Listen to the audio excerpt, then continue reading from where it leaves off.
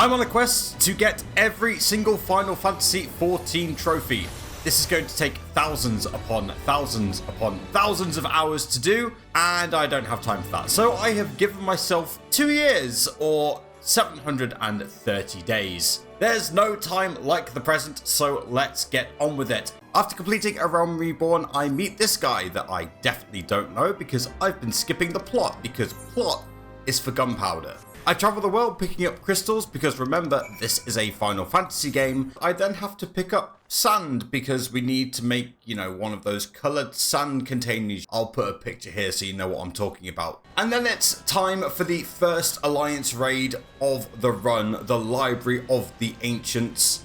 I'm a bit nervous. It's been a long time since I've done one of these, and someone died on the way to the first boss, and then I died at the first boss because I didn't know what the hell was going on. The issue was that there were 22 vets and 2 noobs, me being one of them, so no one was actually explaining mechanics. Instead, they were just bitching about monk rotations or something, I can't remember. And because they weren't explaining mechanics, our party, which had the 2 noobs, didn't stand on the glowing platforms for Atomos, so the party next to us got really annoyed. Understandable. Thanatos went down, still don't know how he works. Behemoth drops rocks to hide behind the bigger rocks that come down, which is kinda cool, not gonna lie. Didn't die to that one. Phlegaton,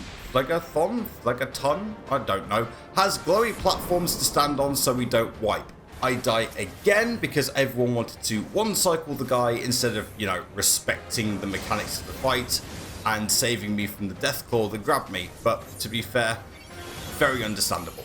The first Final Fantasy III raid done, and you call that a labyrinth? Pops. Man, why was that trophy so easy to get, but I had to wait years for the first one to pop?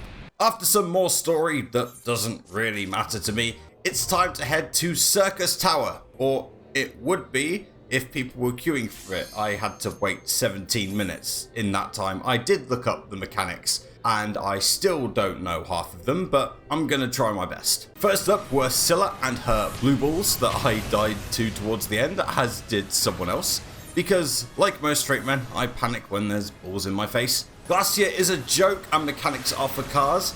Amon is similar to Behemoth, so I had no issues there, just hide behind the big glacial thing and I don't die. Xandi though was really cool. The balls into the AoE, into the standing in the AoE to not get insta-killed is kind of smart for a beginner friendly raid, and I'm hoping that the next one will have similar mechanics to that are easy to follow, but you get punished if you don't follow them. Yeah. For completing that one, I get Life is a Circus. Berserk as. Next up is the World of Darkness. Or it would be if my item level was 90. Yeah, because I'm rushing through these as quickly as I can, it's not there yet. So I had to go to the market board, buy some bracelets, and that increased my item level just enough to get on with the game. I say getting on with the game, I had to wait for another 15 minutes. And then as soon as I did, my brain had fallen asleep, and somehow we got 3 deaths before even getting to the first boss, which was impressive, to be honest. If the tank of our party is watching, I am so sorry. It's all my fault. I've put up with angry eyeballs in Final Fantasy games before, but anger main noob just confuses me. I knew that I had to go into the red, then into the white, and there were other abilities that apparently did things, but there was lots of flashing going on and it kind of made my head spin. The next one was much easier though, some Yu-Gi-Oh shenanigans with the 5-headed dragon. Dragon Master Knight was not available, and there was lots of ice and lots of poison, but also lots of people who seemed to know what they were doing, and that went down pretty quickly. Atomos made another appearance, and just like the previous version, pretty easy. It did keep knocking me down, but I got up again, because you're never going to keep me down. And then Cerberus was all bark and no bite. I knew to avoid the gastric juice, and by avoid I mean not hit. Apparently though, Cerberus is a massive Fleetwood Mac fan, because he'll never break the chain. And then finally, Cloud of Darkness just required everyone to not stand in front of her. And for the last boss of a 3 Alliance raid series, that was a really disappointing simple end. I was kind of expecting more engaging mechanics.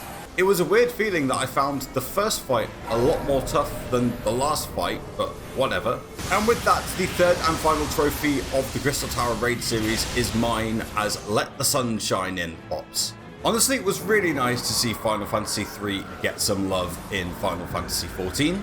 I think the fact that they made the Alliance Raid series mandatory is kind of cool in terms of how they wove it into the story later on that we don't care about because we're skipping the plot. I'm honestly hoping that they find a way to get the Bahamut raids mandatory into the story as well, because otherwise I'm going to struggle to get that done anytime soon.